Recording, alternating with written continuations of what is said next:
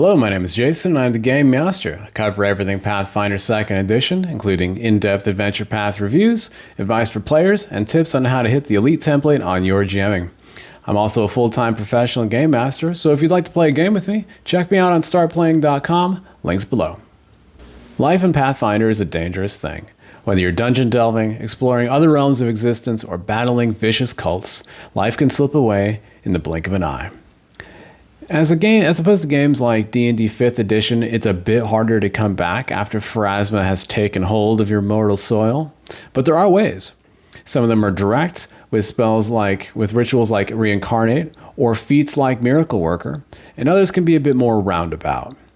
Today we're here to discuss how to throw off the shackles of oblivion and return to the mortal coil.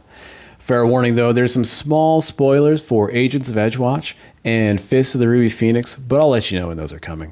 I'm going to tackle these roughly in order of types, like spells or rituals, and then I'm going to go by level. Some of these involve uncommon options. In fact, a lot of them do, so you're going to want to clear these with your GM and likely look into getting into them before the worst happens. It's going to be worth reviewing your ritual spellcasting rules if it's been a while since you've done that. I think that the ritual spells are super interesting and I like them a lot. For the purpose of this video, I'm going to stick to the post-OGL core options.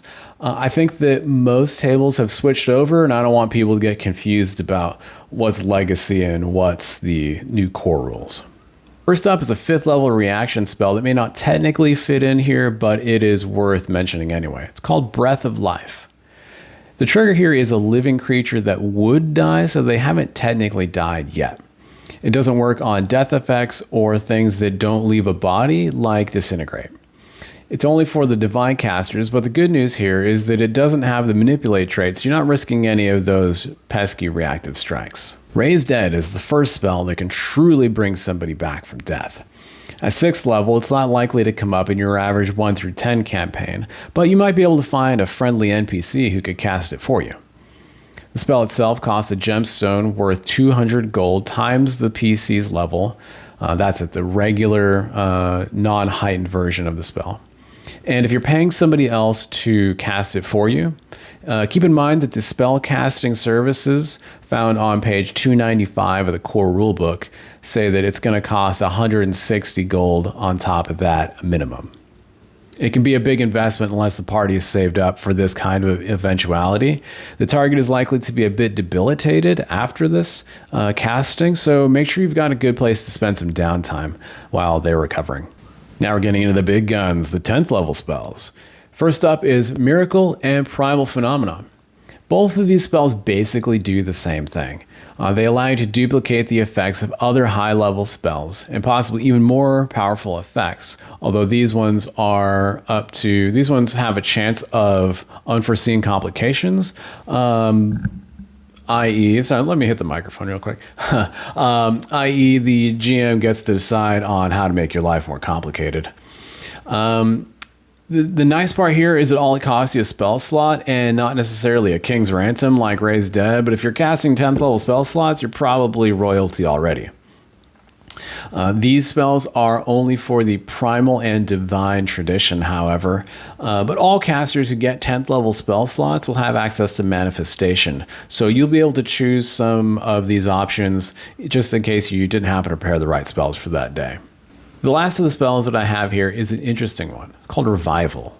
Aside from being a nice heal for living creatures, it can bring back the dead for 1 minute.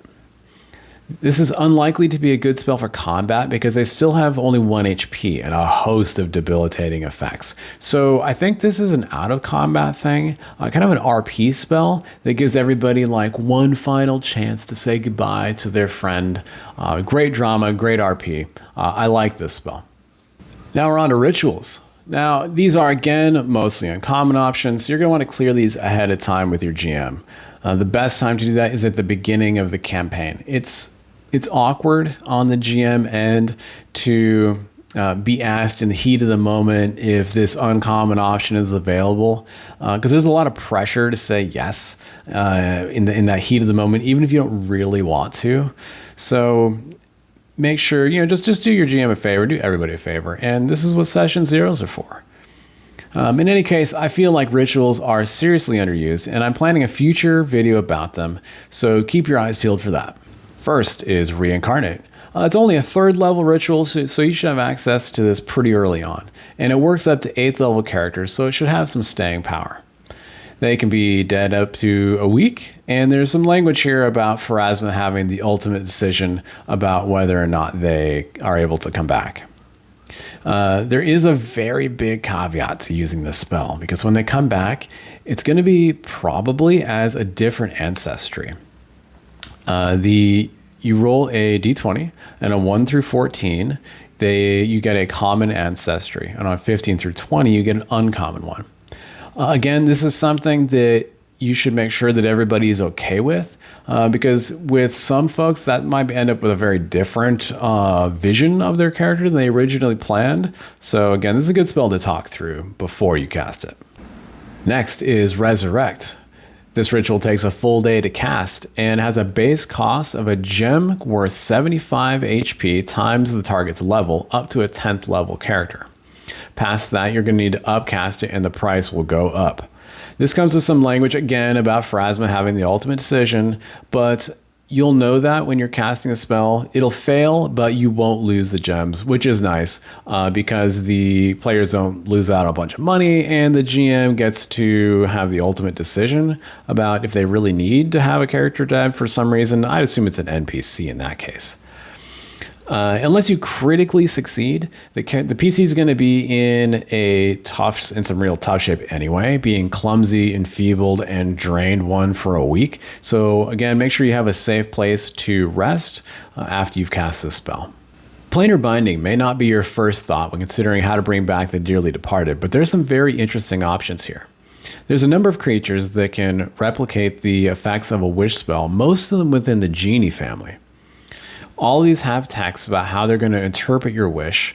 So recall knowledge checks are going to be your friend here so that your wish doesn't turn into a nightmare. Some of them definitely will cast your wish with no tricks though. So if your PC knows which genie to request things from, it can actually work out pretty well. Of course, planar binding has its own costs with at least a consumable item of the creature's level, possibly up to a permanent magical item of the creature's level, or something like being able to cast Gaius on you and maybe your soul. This might be the case if you're desperate enough to bind a Glabrezu demon, devil, which can also cast Wish, but you probably won't like the results of that. If I was the GM and these creatures were a part of the campaign that I was running, it could be an interesting situation to present as an option to your players. I'll put a list on the screen here about all of the monsters that I found that were able to do this. As I said, most of them are genies aside from the Glabrezu devil. Wish is now a ritual in the remaster, and it comes with the same caveats as it always has. The spell components themselves are probably a quest to get unless you've got fine ash, imbued pigments, and a gem with a marquise cut worth 100,000 gold just laying around your house. This better be a real high-class PC that you're bringing back. On anything other than a critical success, you're going to be dealing with some unforeseen consequences, but that's the fun of Wish. Using this is probably going to be the focus point of a campaign all by itself. If there's one thing that Pathfinder does not lack, it's items. I don't know about you folks out there, but it's easy to feel lost in a sea of items. Sure that you're probably missing something, but not sure where exactly to look to find it. I did my best to scour the interwebs, my books, and the tiny space between my ears to find some items. I'm sure that I probably missed some stuff. If I did, whatever I did miss, please comment. Please leave a comment and let me know what it was. Unsurprisingly, these are all very high-level items. The 19th level version of the Luck Blade can contain up to 1 casting of Wish. Items like these are going to be your motivation to get along well with the rest of your party. If Clarence the Witch has been a dick for the last 50 weeks, surely the fighter may decide that she would rather have a super delicious hoagie than to have to listen to Clarence and his stupid puns again. The 20th level version of the Celestial Peach is a juicy one indeed. When placed in the mouth of an intact corpse that's been dead up to a year, it casts a 10th level Raise Dead. The power of a nice peach is truly a thing of beauty. Nothing would be a finer capstone achievement for an alchemist than crafting an elixir of rejuvenation. It requires a philosopher's stone and a true elixir of life, so this is probably not something you're just going to be whipping up on the fly. If the major benefit here is that you're not casting a spell and there's no chance of failure. The person can't have been dead for more than a week, and no monkey paw shenanigans, it just works. There's actually also not any language here about Pharasma having a choice. So it seems like it can bring back anybody, whether they want it or not. This makes me wonder about people who would want to stay dead and why somebody would want to force them back to life. That sounds like a campaign story beat all on its own. Speaking of monkey paws, did you have any doubt there'd be an actual monkey's paw? Of course there is. If you're an ancient mummy of a man like me, you've probably seen that episode of The Simpsons where Homer goes and buys the monkey's paw. I think it was one of the Halloween specials. And it works pretty much just like that. The texts say that the 3 fingers uncurl and that the hand can't be discarded until the 3 wishes have been granted. But of course, they're horribly twisted versions of the wish. It also says that the item, that the monkey's paw can't be discarded. And if it is, then it returns to your possession in 1d4 hours. This makes it sound like you could just chuck it into a bag of holding or like any backpack and just carry around with you. I'm never going to call it a spacious pouch. I'm sorry, Paizo. It's always going to be a bag of holding to me. And just forget about it. I mean, my players do it all the time with random potions and things they've been carrying around for the last 18th level. In my own personal headcanon, how I would like to do this is that discard would mean to have it leave their hand, meaning that they couldn't put it down until they had made all 3 wishes. Maybe I'm just evil, but that seems a lot more fun and more in the spirit of the monkey's paw. This is where those Agents of Edgewatch spoilers come in, so you'll want to skip ahead. I'll put a little note up to where you can skip ahead to if you don't want any spoilers for Agents of Edgewatch. In Agents of Edgewatch, there is an item called the Ring of Recalcitrant Wishes. And it's somewhat a sentient item in that it morally judges your wish and whether or not it will cast it. I think that this is deeply unfair, as most of my wishes come from and are based around my internet search history. So I'm going to give this one a pass. Those of you who have truly reached the heights of power in Pathfinder Second Edition have likely gotten their grubby little hands on some artifacts. These are items of incredible power and are likely the defining moments of your campaign and the key to your success. Therefore, it's no surprise that some of these hold the power to bring the dead back to life. The next 2 items are both from the Fist of the Ruby Phoenix campaign, so if you're playing that or plan to, you're going to want to skip ahead a little bit. Again, I'll leave you a timestamp here so that you don't get spoiled. First up is the Phoenix Fighting Fan. This item can be used to cast Maze on a target and even auto-sustain it as long as you keep striking people every turn. In a real pinch though, however, you can take up to 10 minutes with it and have it cast an 8th level Raise Undead. However, this will destroy the fan. That means it can raise up a maximum level creature of 17. So, but past that point, the fan is useless for this purpose. Next is the Phoenix Necklace, also from the Fist of the Ruby Phoenix campaign. This item uses special feathers in order to activate it, and there are a limited number of these feathers available. Like the Fighting Fan, it can cast Raise Dead, although only up to 7th level, which is good up to a 15th level creature.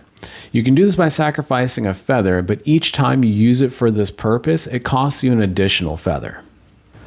Sometimes it's not the spells you know, or the fancy pants items that you've got in your pockets. Sometimes there's no substitute for just good old-fashioned know-how, and that's what feats are for. So I've got 5 that can help you pull a fast one on Pharasma. One of the more accessible options is the archetype feat Resuscitate. This comes on earlier than a lot of the other options that you're going to have at 16th level. For 3 actions and a DC 40 medicine check, you can bring back a creature that's been dead for no more than 3 rounds, as if you would cast Raise Dead on it. It will still have the wounded condition, raised by 1, and they are immune to this for a day after you've used it. I guess that means that if their wounded condition was already at 3, that probably wouldn't work on them, I guess. From what I've seen, though, that's a pretty rare thing. It's definitely a nice feat to pick up. There's basically an identical version of this from, spoilers, to the Outlaws of Alkenstar. I forgot about this one.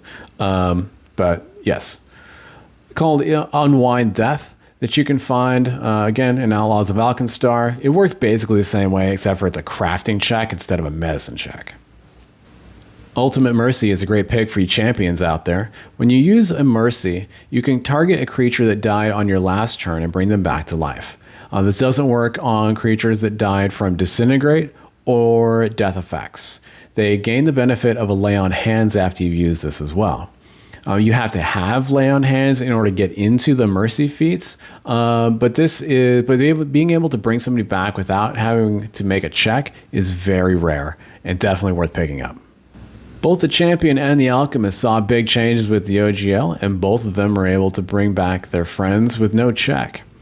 The Miracle Worker feat allows you to feed your unfortunate friend who's been dead up to 2 rounds a major or true elixir of life, and it will bring him back.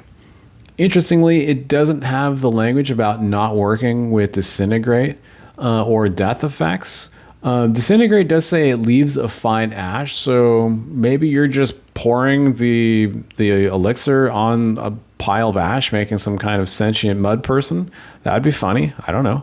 I would ask your GM about this, though, just in case, to get their take on it.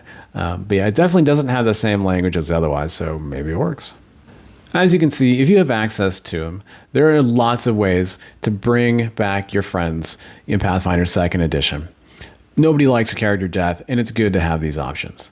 I, however, do enjoy the fact that death is a real possibility in Pathfinder, and because it provides stakes to the adventure. No matter what your personal take on character death, make sure to communicate these things ahead of time with the entire party about what's allowed in your game, what's not allowed in your game, and what the expectations as far as like difficulty and chances of character death might be. A little conversation at the beginning of the campaign can save you a lot of headache and trauma later on that nobody wants. Session zeros are your friend, and unless everybody's been playing your table for a really long time and everybody knows how it works, it's just a really good idea to do this kind of stuff. I hope you don't need this video, but if you do, I hope it helps. I may have missed something, so if I did, please leave a comment below to let me know what it was. If you'd like to see what I'm running these days, check me out at Start Playing and come play a game with me. If you liked the video, please hit the like button. And if you really liked the video, please hit the subscribe and leave me a recipe for a delicious lasagna in the comments. As always, this has been the Game Master.